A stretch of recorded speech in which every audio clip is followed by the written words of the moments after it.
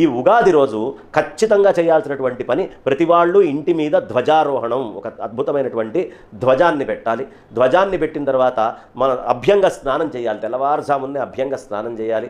అభ్యంగ స్నానము అయిపోయిన తర్వాత మొత్తము పంచాంగము అన్ని పెట్టుకొని పూజ ఇత్యాది కృత్యాలన్నిటినీ కూడా చేసుకోవడం అనేది చాలా ప్రధానమైనటువంటి పనిగా మనకి తెలియపరుస్తూ ఉన్నారు. నూతన వస్త్రాలను ధరించడం అనేది కూడా ఇప్పుడు చేయాలి. పూజ చేయాలి. పూజ అయిపోయిన తర్వాత ఒక ప్రత్యేకమైనటువంటి ఇష్టి ఉంది, అదే సంవత్సరేష్టి అని చెప్తారు. ఈ సంవత్సర ఇష్టిలోనే ఈ పంచాంగము వీటన్నిటికీ పూజ ఇవన్నీ కూడా ఉండేది.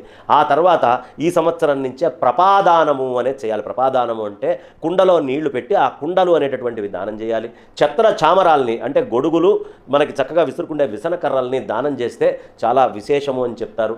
దమనముతోటి బ్రహ్మదేవుడికి పూజ చేయాలి. దమనం ఆకులు తీసుకొని వచ్చి బ్రహ్మదేవుడికి పూజ చేయాలి. దమనేన బ్రహ్మ పూజ అని చెప్తారు. రాజుల్ని దర్శించుకోవాలి. మన ముఖ్యమంత్రులు కానీ, మన గవర్నర్లు కానీ, మన యొక్క